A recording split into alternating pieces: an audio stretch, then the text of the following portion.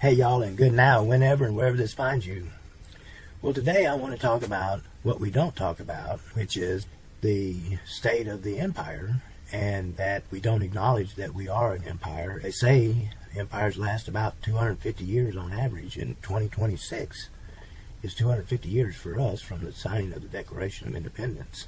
I'm going to be looking into a few things that I checked out on Google, and I'd like to share that with you now. One article listed the 7 stages of empire, which is 1, the age of pioneers, 2, the age of conquest, 3, the age of commerce, 4, the age of affluence, 5, the age of intellect, 6, the age of decadence, and 7, the age of decline and collapse. Now, I have to say, my life was one of decadence, and I lived that out, and I did my job. And now I get to watch the beginning of the decline and the collapse. I have to say to the next generations, what a party we had, and I'm sorry you missed it. Rock and roll was great, and it wasn't all sex and drugs and rock and roll. I had a job, I was married, but I protested like most people of my persuasion. However, the reality was that most people were wanting to go along, to get along and play the game and be part of the system, whereas I have no apologies to the next generations. I join you in the disgust for what many of my generation have done. Now I'm going to go into the 10 signs of the end of the empire, which I got from an article from the resilience.org. 10 signs of the end of empire. 1, skyrocketing inequality. Can't argue there. I mean, it's clear for anybody to see that it's getting worse. This pandemic showed how much the transfer of wealth is continuing to go from the bottom to the top. Number 2, the deteriorating infrastructure. And I mean, that's all we talk about really, is how all our systems are failing, and we don't have drinking water in many places. You know, I mean, the streets, the roads, the bridges, the dams, all this stuff is deteriorating. 3, hollowed out domestic industry. No doubt about that.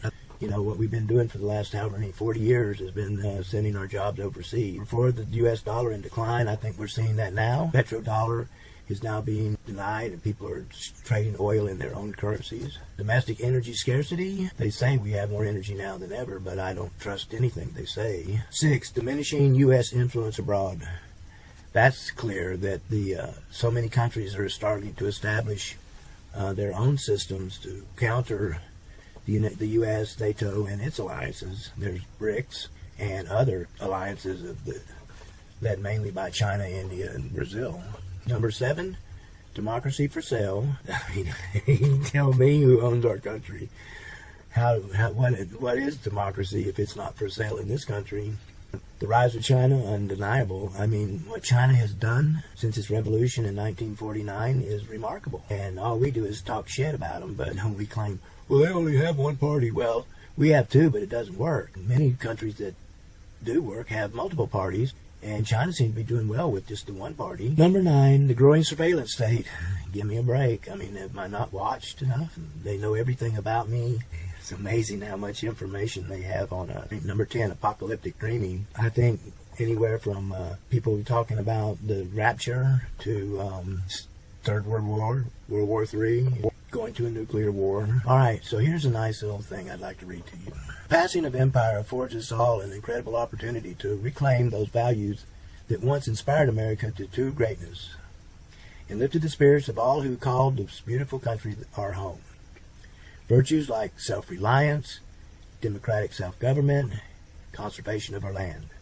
Current and future generations deserve much better than being saddled with crushing debt, being conscripted into wars in the Middle East and beyond, or wasting away in meaningless jobs hawking more and more needless consumer products. Our nation harbors a wellspring of talented, hard-working, and passionate souls who yearn for the chance to do right by their families and their communities.